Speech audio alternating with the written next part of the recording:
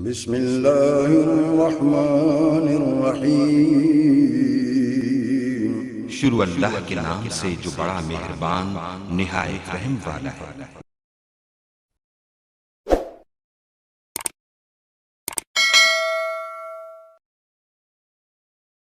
صحابہ میں سب سے لمبی عمر پائی ہے حضرت سلمان فارسی رضی اللہ تعالیٰ عنہ۔ 350 سال ان کی زندگی ہے۔ اتنی زندگی صحابہ میں سے کسی کی بھی نہیں ہے جتنی حضرت سلمان فارسی رضی اللہ تعالیٰ عنہ کی ہے۔ بنیادی طور پہ یہ ایک مجوسی کے بیٹے تھے اور بڑے امیر کبیر خاندان سے تعلق رکھتے تھے۔ یہ اپنے باغ میں جاتے تو راستے میں ایک راہب کا کٹیا تھا، یہ گزرتے گزرتے اس کے پاس رکنے لگے تو اس کی باتوں میں وحی کا اجالا تھا تو اس کی باتیں اچھی لگنے لگی۔ باپ کو پتہ چلا تو اس نے کہا کہ ہم مجوسی ہیں، آگ کو پوجتے ہیں اور یہ نصرانی ہے، تم اس کے پاس نہ بیٹھا کرو، کہیں تمہارا دین نہ لوٹ لے۔ لیکن ایسی طلب جاگ گئی تھی دل میں کہ وہ باز نہ آئے۔ باپ کو پتہ چلا تو اس نے گھر سے نکال دیا اور یہ دور جا کے کہیں ایک گرجا گھر میں ایک پادری کی خدمت کرنے لگے۔ اس نے ساری زندگی شفقت کے سائے میں حضرت سلمان فارسی کو رکھا۔ ناز و نعم سے پالا ہوا بیٹا گھر چھوڑ کے حق کی تلاش میں نکل کے اس کے گرجا گھر میں پہنچا تھا۔ جب اس کا آخری وقت آیا تو اس نے بلایا اور بلا کے کہا کہ میں زندگی کی سانسیں پوری کر چکا ہوں، اب میرے انتقال کے لمحے قریب آ گئے۔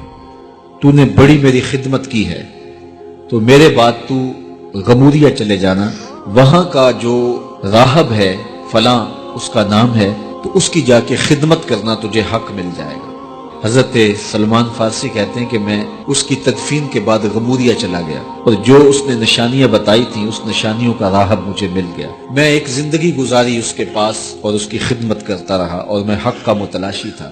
ایک وقت آیا کہ اس کا بھی آخری وقت آ گیا اور اس نے مجھے تنہائی میں بلا کے کہا کہ کوئی ایسا شخص نہیں رہا جس کے پاس میں تجھے بھیج سکوں اور میرا وقت آخر آ گیا اور تو نے سچائی کے ساتھ حق کی تلاش میں میری خدمت کی ہے۔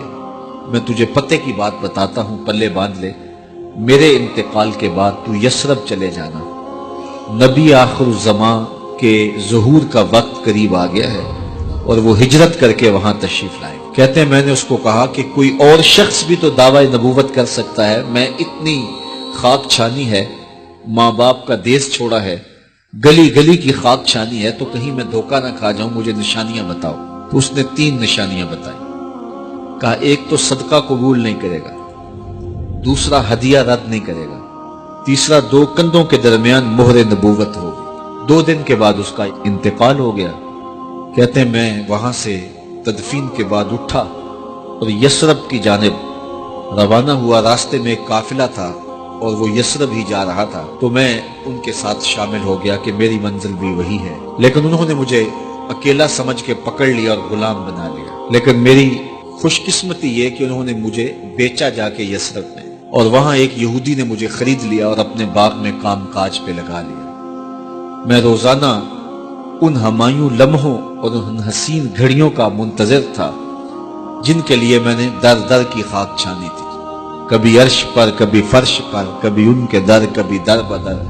غم عاشقی تیرا شکریہ، میں کہاں کہاں سے گزر گیا۔ کہا ایک دن میں اپنے باغ میں کھجوریں توڑ رہا تھا کہ ہوائیں گیت گانے لگی اور طلع البدر علینا کی صدائیں گونجنے لگی۔ میں نے جلدی سے چھلانگ لگائی اور بھاگ پڑا۔ میرا آقا سمجھا شاید غلام بھاگ گیا، اس نے دوڑ کے مجھے پکڑ لیا۔ میں نے اس کو کہا میں بھاگا نہیں ہوں، یہ جسم تیرا ہی غلام ہے لیکن دل نوکر کسی اور کا ہے۔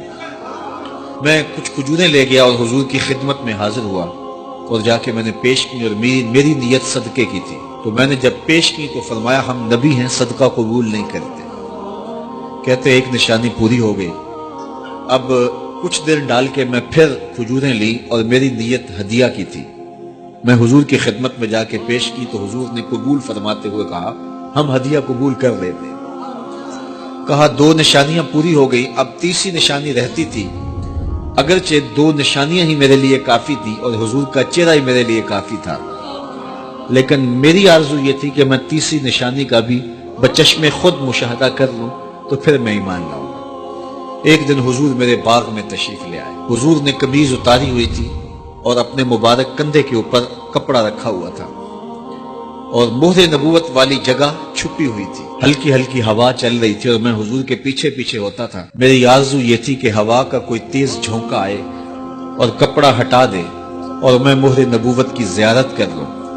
حضور میرے ارادہ قلب سے آگاہ ہوئے، فَأَلْقَى إِلَيَّ رِدَاءَهُ، حضور نے اپنے کندھے سے چادر اتار کے میری جانب پھینکی، پھر اپنے رخ کو پھیر کے میری جانب اپنی پشت مبارک کرتے ہوئے فرمایا، انظر الی ما امرت بہ، اس پادری نے جو بتایا تھا دیکھ لے آ کے۔ تو کہتے ہیں میں نے دیکھا تو حضور کے دو کندھوں کے درمیان مہر نبوت تھی، تو میں دوڑ کے لپٹ گیا اور حضور کی مہر نبوت کو چوم لیا اور میں حضور کا غلام بن گیا۔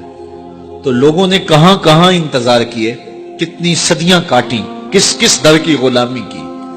میں کہا کرتا ہوں میرے مقدر آپ کے مقدر۔